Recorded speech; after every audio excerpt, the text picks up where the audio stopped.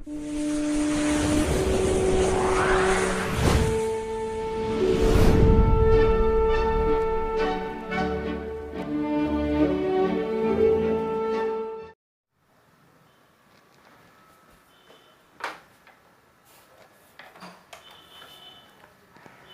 बच्चों, कैसे हो आप सब। मैं गौरव राम गुप्ता। आज नए लेक्चर के साथ आज पढ़ेंगे VSEPR theory, balance cell electron pair repulsion theory. इससे पहले पढ़े थे हाइब्रिडाइजेशन। हाइब्रिडाइजेशन को शो करते हैं जेड से। अब जेड की वैल्यू अगर 2 आती है तो उसको कहते हैं sp, अगर 3 आती है तो उसको कहते हैं sp2, अगर 4 आती है तो उसको कहते हैं sp3, अगर 5 आती है तो उसको कहते हैं sp3d। इसी तरह आगे बढ़ता रहेगा क्रम। जेड की वैल्यू निकालते कैसे थे, V plus S A minus E और इसको होल 1/2 इक्वल जेड। जेड बराबर half B plus S A minus E. B क्या था कि सेंट्रल एटम के बैलेंस इलेक्ट्रॉनों का नंबर। शेयर्ड एटम कितने हैं सेंट्रल एटम से जुड़े हुए, ठीक। ऑक्सीजन को छोड़ के ऑक्सीजन इसमें नहीं लिया जाता। और माइनस ई, अगर पॉजिटिव चार्ज है तो उसको जोड़ देंगे और नेगेटिव चार्ज है तो घटा देंगे। इस तरह जो भी वैल्यू आती थी उससे हम हाइब्रिडाइजेशन ज्ञात कर लेते थे, sp sp2 sp3 sp3d sp3d2। अब हाइब्रिडाइजेशन कुछ चीज़ों को नहीं बता पाया। हाइब्रिडाइजेशन ने बताया केवल जियोमेट्री किसी कंपाउंड का, जियोमेट्री। अब कोई भी कंपाउंड होगा मैक्सिमम स्टेबिलिटी चाहेगा, लेकिन जियोमेट्री के जरिए वो स्टेबिलिटी नहीं मिल रही थी। हाइब्रिडाइजेशन के जरिए उन कंपाउंडों का ही जियोमेट्री बताया गया जिनमें लोन पेयर ऑफ इलेक्ट्रॉन नहीं थे। अब वेस्पर थ्योरी उनको बताता है कि जिसमें लोन पेयर ऑफ इलेक्ट्रॉन हो उनकी जियोमेट्री कैसी हो। तो अब जियोमेट्री किस पे डिपेंड करती थी, केवल नंबर ऑफ सिग्मा बॉन्ड पे, कि कितने नंबर ऑफ सिग्मा बॉन्ड किसी कंपाउंड में प्रेजेंट है, वही उसकी जियोमेट्री या वही उसको हाइब्रिडाइजेशन कहलाता था। लेकिन वेस्पर थ्योरी के according number of lone pair कितने हैं और नंबर ऑफ सिग्मा बॉन्ड कितने हैं ये पढ़ते हैं। तो चलिए शुरू करते हैं। मेरा नाम गौरव राम गुप्ता और आपका अपना channel Sushrut Chemistry by Gaurav Ram Gupta.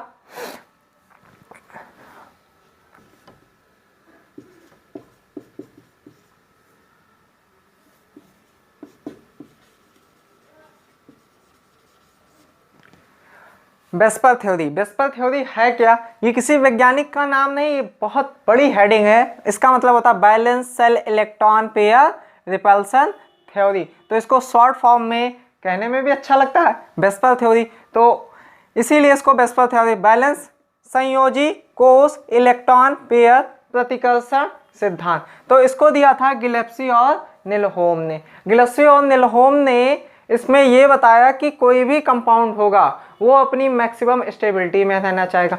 Compound में 2 तरह के बॉन्ड होते हैं। पहला होता है, किसी कंपाउंड में 2 तरह के बॉन्ड होते हैं। एक होता है बॉन्डिंग पेयर इलेक्ट्रॉन और दूसरा होता है lone pair of electron. Bonding electron और लोन पेयर इलेक्ट्रॉन समझेंगे कैसे, जैसे अमोनिया का स्ट्रक्चर ले लेते हैं NH और H।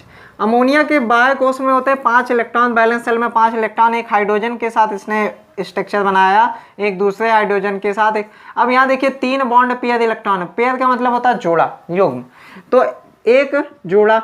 और यहाँ एक क्या है, ये लोन पेयर ऑफ इलेक्ट्रॉन है। तो अब इसकी संरचना इस तरह नहीं होगी। इन्होंने बताया कि जो बॉन्डिंग इलेक्ट्रॉन होते हैं और लोन पेयर इलेक्ट्रॉन होते हैं ये मैक्सिमम क्या होते हैं, रिपल्सन, सॉरी मिनिमम रिपल्सन में रहना चाहते हैं कि कम से कम क्या हो, एक दूसरे में प्रतिकर्षण हो, कंपाउंड क्या हो जाए, अस्थायी हो जाए। तो इन्होंने इसके लिए बताया कि लोन पेयर में सबसे ज़्यादा प्रतिकर्षण होता है, फिर उसके बाद बॉन्ड पेयर, लोन पेयर में प्रतिकर्षण होता है, फिर बॉन्ड पेयर में प्रतिकर्षण या रिपल्सन होता है। सबसे ज़्यादा लोन पेयर। अब देखिए बॉन्ड पेयर क्या है, बॉन्ड बनाने में भाग ले रहे हैं, लोन पेयर खाली बैठे हुए हैं। तो हम लोन पेयर को मान सकते हैं कि फालतू, और जो फालतू बैठा रहेगा, जो फालतू बैठा रहता है उसमें क्या होते हैं, नए नए खुरापात आते हैं। तो खुरापात आएंगे तो अगर दो फालतू एक साथ बैठे हैं तो ज़्यादा खुरापात होगी, तो ज़्यादा क्या होगा, प्रतिकर्षण होगा, यानी कि लड़ाई ज़्यादा होगी। अगर bond pair, lone pair, bond pair क्या है कि जो अपना काम करता हो, जो कार्य में व्यस्त हो, अगर उससे कोई लोन पेयर उसके पास है तो लोन पेयर फालतू का इंसान है और बॉन्ड पेयर कामकाजी इंसान है। तो क्या करेगा, लोन पेयर अगर बॉन्ड पेयर को परेशान भी करेगा तो बॉन्ड पेयर क्या करेगा, उसको निगलेक्ट करेगा। वही कंडीशन यहाँ पे भी है कि यहाँ पे बॉन्ड पेयर क्या करता है, लोन पेयर को निगलेक्ट करता है, इनके बीच में कम रिपल्सन होता है। और जो यहाँ दो समझदार हैं, यानी कि जहाँ दो बॉन्ड पेयर है उनमें मिनिमम रिपल्सन होगा। इसको बताया गिलेप्सी तथा निलहोम ने कि लोन पेयर में सबसे ज़्यादा repulsion, bond pair lone pair में उससे कम, और बॉन्ड पेयर में उससे भी कम क्या होगा, रिपल्सन होगा। अब विस्पर थ्योरी हमको बताती क्या है, तो विस्पर थ्योरी हमको बताती है किसी भी कंपाउंड का शेप लेंगे, sigma bond plus lone pair electron से शेप का पता चलता है, जबकि जियोमेट्री केवल सिग्मा बॉन्ड से ही पता चलता है। ठीक,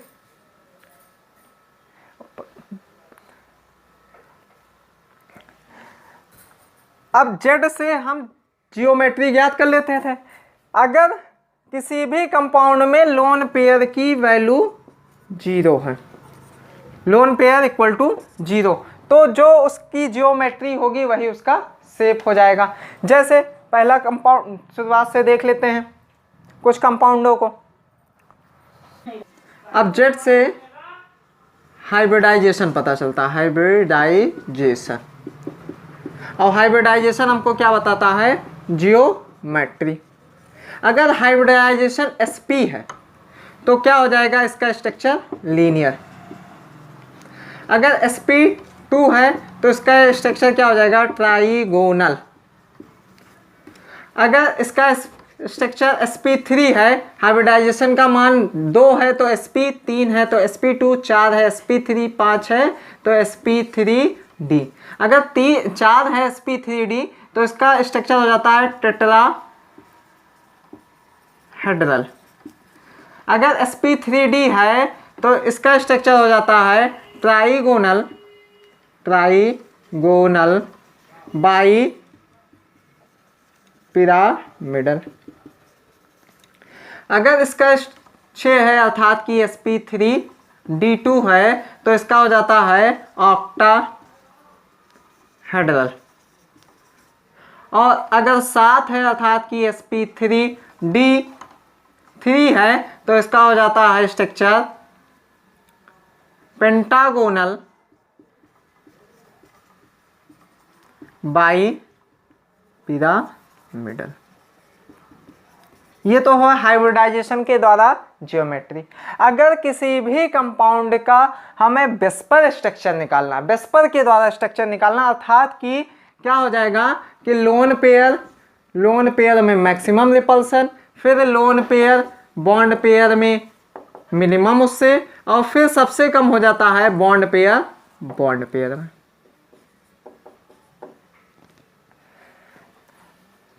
अगर मान लीजिए कि जितने भी कंपाउंड है ये सारे हाइब्रिडाइजेशन से आए हैं, जैसे इसका होता है BeCl2, इसका होता है BCl3, इसमें होता है CH4, इसमें होता है PCl5, और इसमें होता है आपका SF6, और इसमें होता है IF7। तो ये जितने भी कंपाउंड हाइब्रिडाइजेशन ने बताए थे, पॉलिंग और सेटलर ने बताए थे, उनमें लोन पेयर ऑफ इलेक्ट्रॉन नहीं था, तो इनकी जियोमेट्री तो मिल गई। अब विस्पर के जरिए अगर किसी चीज का हमें शेप निकालना है, शेप क्या है, लोन पेयर उसमें हो, शेप्स में इंक्लूड क्या क्या है कि सिग्मा बॉन्ड हो plus lone pair of electron हो, उसको कंप्लीटली मिला के जो स्ट्रक्चर आएगा, जो रिपल्सन होगा मिनिमम, उसको हम शेप कहेंगे। अगर मान लीजिए ऐसे कंपाउंड जिसमें लोन पेयर ऑफ इलेक्ट्रॉन हो ही ना, तो जो हाइब्रिडाइजेशन की ज्योमेट्री होगी वही वेस्पर थ्योरी के अकॉर्डिंग उसका ही स्ट्रक्चर होगा, अर्थात की शेप होगा।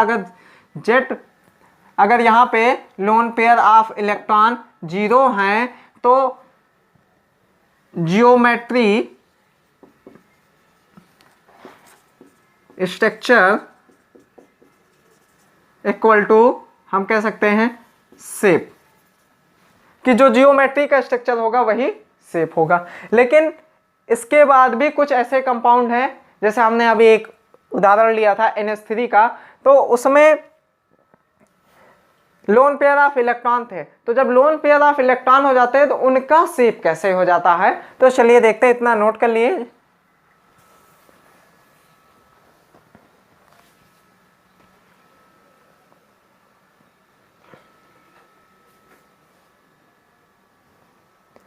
चलिए देखते हैं किसी कंपाउंड या मॉलिक्यूल का फार्मूला क्या है। उसमें नंबर ऑफ बॉन्ड पेयर कितने इलेक्ट्रॉन है या नंबर ऑफ लोन पेयर कितने हैं, उसकी पॉसिबल ज्योमेट्री क्या हो सकती है और उसका एक्चुअल ज्योमेट्री या एक्चुअल शेप क्या हो सकता है। और उदाहरण तो पहला ले लेते हैं AB2E, अर्थात कि ऐसा कंपाउंड जिसमें सेंट्रल एटम के साथ 2 सिग्मा बॉन्ड द्वारा या 2 एटम जुड़े हुए हैं और एक लोन पेयर हो, 2 और 1 लोन पेयर, तो 2 और 1 3 हो गए। तो 3 से बनता क्या है, ये शेप, इसको क्या कहते हैं, ट्राइगोनल। अब ट्राइगोनल में क्या है, एक लोन पेयर है, एक लोन पेयर ऑफ इलेक्ट्रॉन इस तरह होगा, यानी कि ये यहाँ पे नहीं होगा, तो इसको यहाँ पे रिमूव कर देते हैं और यहाँ पे और एक ये हो जाता है शेप, और इसको कहते हैं बेंट शेप। और यहाँ क्या था, ट्राइगोनल था, ट्राइगोनल पिरामिडल इसको कहेंगे।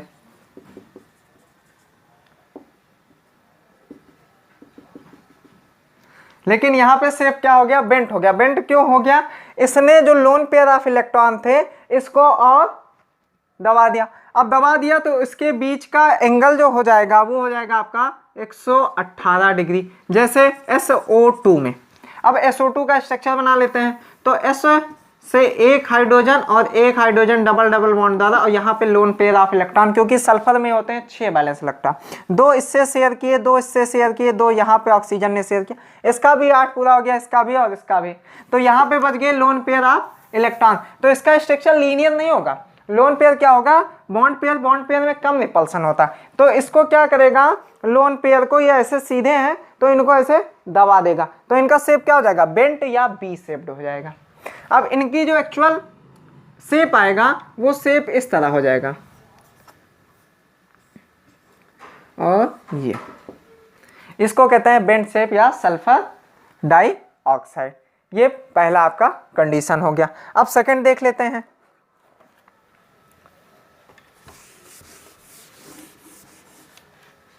सेकंड AB2E2, अर्थात कि जिसमें number of bond in pair कितने हो, 2, और नंबर ऑफ लोन पेयर भी कितने हो, 2 हो। इसको थोड़ा नीचे लिखा जाए, AB2E2, तो 2 बॉन्ड पेयर हो गए और 2 लोन पेयर हो गए। तो ऐसे कंपाउंड है कौन से, तो ऐसे कंपाउंड है जैसे NH3 में तो 3 बॉन्ड पेयर होंगे, 1 लोन पेयर होगा, जैसे कि आपका हो जाएगा H2O, तो H2O। अब नंबर अब 2 से कितने होंगे, 4 से बनता क्या है, टेट्राहेड्रल।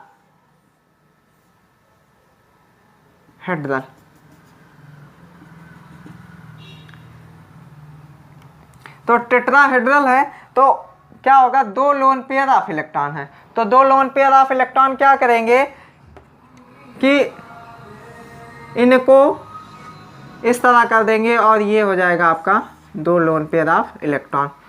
ये हो गया यहाँ पे सेंट्रल एटम और ये हो गया इससे अटैच्ड एटम। जैसे H2O में देख लेते हैं, तो H2O का शेप क्या हो जाएगा, यहाँ पे H सिंगल बॉन्ड से ऑक्सीजन से जुड़ा हुआ है और यहाँ सिंगल बॉन्ड से ये हाइड्रोजन से जुड़ा हुआ।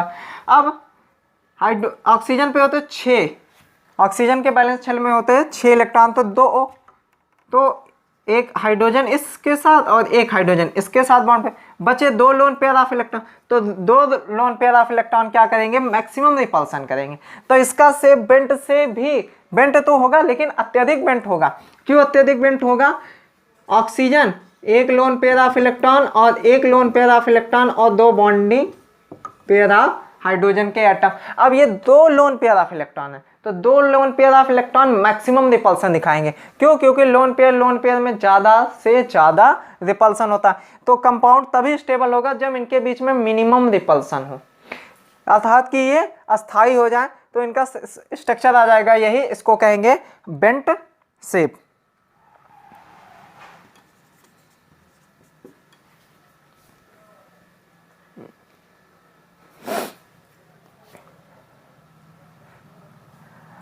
देखिए इसके लिए एक फार्मूला भी है कि हम जियोमेट्री से कितने लोन पेयर ऑफ इलेक्ट्रॉन हैं, हमें अगर ये जानकारी हो तो हम सीधे उसकी जियोमेट्री बता सकते हैं। अगर हमें किसी भी कंपाउंड का जियोमेट्री पता हो और लोन पेयर ऑफ इलेक्ट्रॉन पता हो तो विस्पर थ्योरी के अकॉर्डिंग उसका शेप बता सकते हैं। कैसे बता सकते हैं, तो शेप बताने के लिए बढ़िया फार्मूला ये है कि 1 lone pair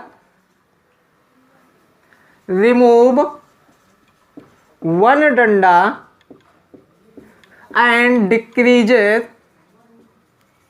2 degree bond angle. बहुत मजेदार फार्मूला है। 1 लोन पेयर अर्थात कि 1 लोन पेयर, रिमूव 1 डंडा, जैसे यहाँ पे एक डंडा था, ये एक बॉन्ड पेयर को एक डंडा मान ले, तो एक डंडा था तो एक डंडे को क्या किया इसने, रिमूव कर दिया। और डिक्रीजेस 2 डिग्री बॉन्डिंग वेल, यहाँ पे कितना होता है 120 डिग्री था इनके और इनके बीच में कोण। अब यहाँ पे कोण क्यों क्या कर दिया गया, कम कर दिया गया। अब देखिए यहाँ पे एक डंडा था, अब एक लोन पेयर था, तो एक लोन पेयर रिमूव 1 डंडा and decreases 2 degree bond angle. उसी प्रकार इसमें भी 2 बॉन्ड पेयर है और 2 लोन पेयर, तो 2 लोन पेयर रिमूव 2 डंडा और डिक्रीजेज नियरली 4 डिग्री। अगर यहाँ पे शब्द लगा देते हैं नियरली, देखिए ये फार्मूला तो कंफर्म बहुत बढ़िया ही है, लेकिन हर कंपाउंड या हम कहें कि हर फार्मूला मॉलिक्यूल पे अप्लाई नहीं हो सकता। लेकिन जो मैक्सिमम आपके क्वेश्चंस आते हैं इंटर में या फिर नीट जेई में, उनके लिए ये तो बहुत बढ़िया फार्मूला है कि 1 लोन पेयर रिमूव 1 डंडा and decreases nearly 2 degree bond angle, कि लगभग 2 डिग्री उसकी बॉन्ड एंगल को कम कर देता है। क्योंकि जब लोन पेयर आ जाएगा तो उनके बीच में रिपल्सन ज़्यादा हो जाए, और रिपल्सन ज़्यादा हो जाएगा तो बॉन्ड पेयर इलेक्ट्रॉन एक दूसरे के अत्यधिक पास आ जाएंगे। अब इस समय 109 डिग्री होता है कोण, और इस समय जो हो जाएगा वो हो जाएगा 105 डिग्री। अब इसमें 9 डिग्री था, अब 4 अंश हमने कहा नियरली 2 डिग्री बॉन्ड एंगल, तो एक लोन पेयर के लिए 2 डिग्री, तो 2 लोन पेयर के लिए 4 डिग्री, तो 9 से 105 डिग्री हो गया। इतना नोट कर लीजिए।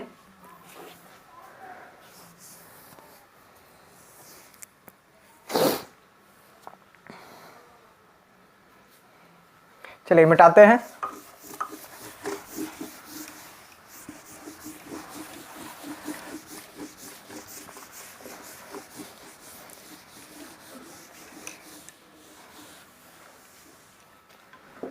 Possible geometry shape. अब देखिए नेक्स्ट फार्मूला क्या हो सकता है, AB3E, अर्थात कि जिसमें 3 बॉन्ड पेयर हो और एक लोन पेयर हो, तो उसकी ज्योमेट्री कैसी हो जाएगी, 3 और 1 4, 4 से क्या हो जाता है टेट्राहेड्रल। ठीक, टेट्राहेड्रल में एक बॉन्ड पेयर आ गया तो एक को रिमूव कर देगा, एक को रिमूव कर देगा तो इसका स्ट्रक्चर कुछ इस तरह बनेगा, और यहाँ पे एक बॉन्ड पे लोन पेयर, तो इसको कहेंगे हम। अब देखिए जो स्ट्रक्चर बताया जाता है विस्पर थ्योरी में, वो लोन पेयर को हटा के बताया जाता है। अब ये लोन पेयर को हटा दीजिए तो स्ट्रक्चर दूसरा दिख रहा है, कैसा दिख रहा है, पिरामिडल की तरह। तो इस स्ट्रक्चर को कहेंगे हम पिरामिडल। अब यहां बॉन्ड एंगल कितना था 109, और यहां पे कितना हो जाएगा 107, जैसे अमोनिया। अमोनिया में क्या होता है, 3 हाइड्रोजन इस तरह जुड़े होते हैं और एक लोन पेयर होता है। लेकिन जो इनकी एक्चुअल अगर शेप कहा जाए तो जियोमेट्री होगी। अगर इनकी एक्चुअल शेप कहा जाए तो नाइट्रोजन 1 2 3 ये हाइड्रोजन और यहाँ पे हो गए लोन पेयर ऑफ इलेक्ट्रॉन। ये इनका आता है स्ट्रक्चर जो कि है पिरामिडल। नोट कर लीजिए इसको।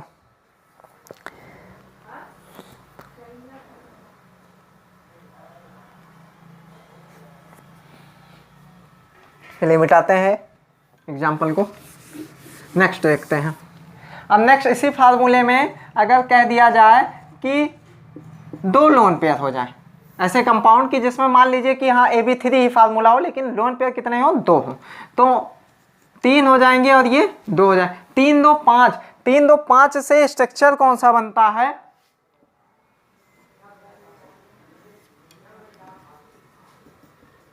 ट्राइगोनल बाइपिरामिडल, ये स्ट्रक्चर हुआ। लेकिन 2 लोन पेयर है तो 2 लोन पेयर रिमूव करेंगे इन 2 डंडा को, ठीक। और यहाँ पे शेप क्या आ जाएगा, ये, तो इसको कहते हैं टी शेप। इसको क्या कहेंगे, टी शेप। अब देखिए दोनों एक ही तरफ के लोन पेयर को हटाया जाएगा और इसका स्ट्रक्चर यहाँ पे लोन पेयर ऑफ इलेक्ट्रॉन हो जाएंगे और यहाँ पे ये शेप हो जाएगा टी शेप। इसके बाद नेक्स्ट हो जाएगा AB4E1 या E कह सकते हो। तो बॉन्ड पेयर की संख्या 4 और लोन पेयर की 1। स्ट्रक्चर इसका भी क्या बनेगा, सेम, लेकिन सॉरी जियोमेट्री इसका सेम होगा AB3E2 के, लेकिन जो इसका शेप होगा वो कुछ इस तरह होगा और यहाँ पे होगा लोन पेयर ऑफ इलेक्ट्रॉन। अब टी शेप का एग्जाम्पल भी बता देते हैं और इसको कहते हैं सीसा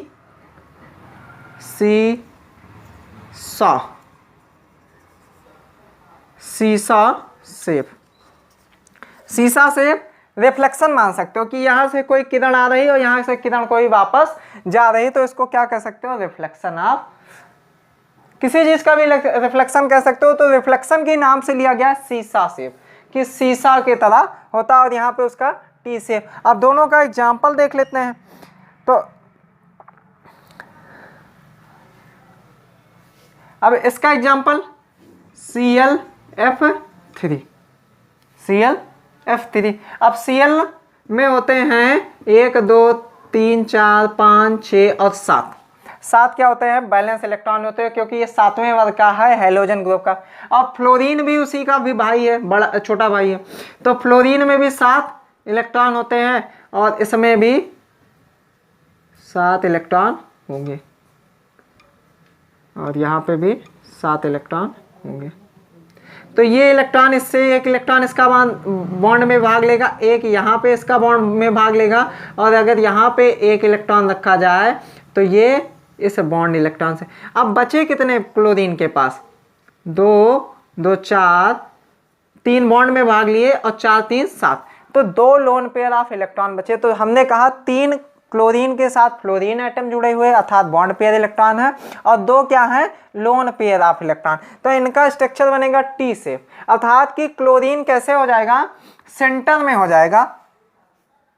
यहीं पे बना के बता देते हैं आपको छोटा सा स्ट्रक्चर। क्लोरीन सेंटर में हो जाएगा, एक फ्लोरीन यहाँ होगा, एक फ्लोरीन यहाँ होगा, एक फ्लोरीन यहाँ होगा और एक लोन पेयर ऑफ इलेक्ट्रॉन यहाँ, एक लोन पेयर ऑफ इलेक्ट्रॉन यहाँ। ये होगा इसका टी शेप स्ट्रक्चर। इस तरह के जितने भी आपके आएंगे हमने एक एक एग्जाम्पल से बता दिया। अब नेक्स्ट होता है कि इसका क्या होगा, किसका, AB4E1 का। तो इसको मिटाते हैं, इसको आप नोट कर लीजिए, मिटाए फिर, चलिए नोट कर लिए, मिटाते हैं।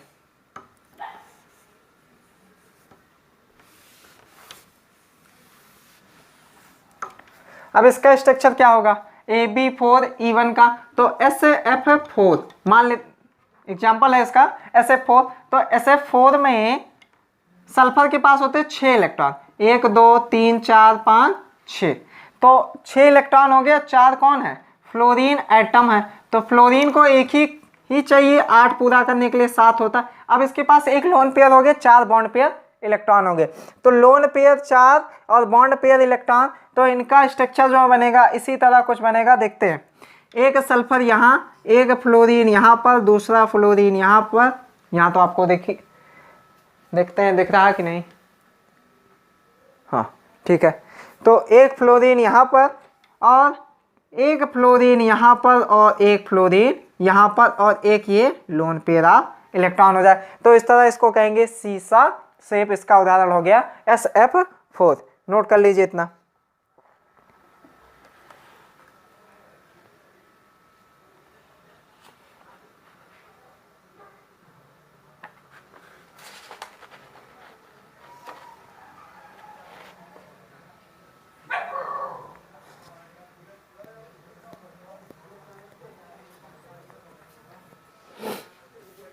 चलिए नोट कर लिए, मिटाते हैं।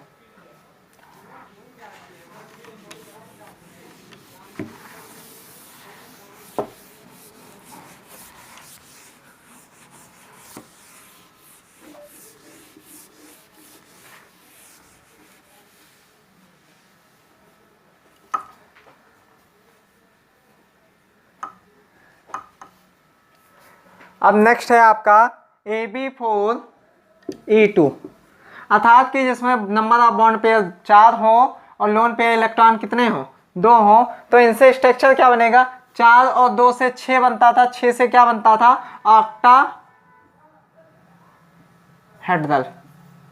ये तो बनता था स्ट्रक्चर 4 2 6 से ऑक्टाहेड्रल, 2 2 4 2 6। तो ऑक्टाहेड्रल में अगर 2 लोन पेयर ऑफ इलेक्ट्रॉन है तो 2 डंडा क्या हो जाएगा, गायब हो जाएगा, रिमूव हो जाएगा। तो 2 डंडा से बचेगा क्या, केवल स्क्वायर प्लेनर, अर्थात कि ये इसको क्या कहेंगे, स्क्वायर प्लेनर,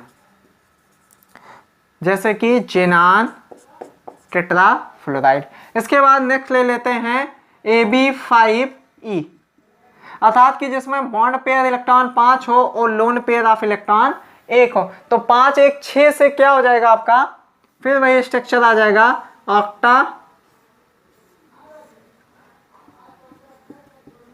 ऑक्टाहेड्रल। इसको भी और लंबा आप लोग निकाल सकते हैं। देखिए जो ये 4 आपके क्या है कि बॉन्ड पेयर इलेक्ट्रॉन है, जैसे गुब्बारे आप लोग देखते हैं, एक गुब्बारा इस तरफ, एक गुब्बारा इस तरफ, एक नीचे को और एक ये 4 एक प्लेन में हो गए, और एक सामने को और एक मेरी तरफ सामने को। ये होता है इन 2 डंडों का, जो यहाँ से इसके एटम जुड़े हुए होते हैं। 4 तो एक प्लेन में हो गए, 4 तो इस तरह एक प्लेन में हो गए। ये 4 गुब्बारे हो गए। गुब्बारों से समझिएगा तो बहुत अच्छे से समझ में आए। और एक इसके पीछे है और एक इसके सामने है। तो 4 गुब्बारे, एक पीछे और एक सामने। तो हटा देंगे, बचेगा क्या, केवल स्क्वायर ही बचेगा। अब नेक्स्ट है आपका AB5E। तो AB5E में एक डंडा रिमूव करेंगे, तो एक डंडा इसको हम रिमूव कर देते हैं। तो स्ट्रक्चर इसका क्या बन जाएगा, स्क्वायर। स्ट्रक्चर बनाते हैं इसका,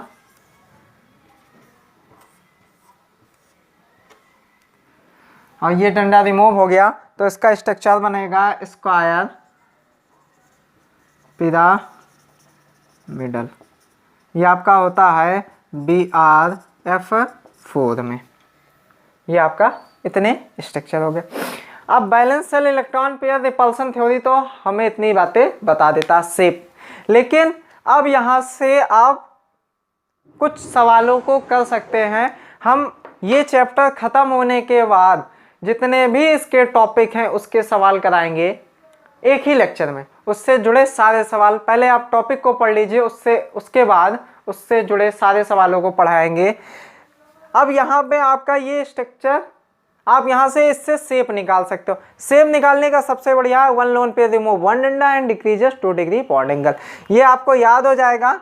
तो आप जियोमेट्री में से लोन पेयर ऑफ इलेक्ट्रॉन को, जितने भी लोन पेयर ऑफ इलेक्ट्रॉन है उसी हिसाब से डंडे को रिमूव कर दीजिए और उनका बॉन्ड एंगल 2 डिग्री कम कर दीजिए। तो बॉन्ड एंगल 2 डिग्री कम करेंगे तो आपको शेप मिल जाएगा।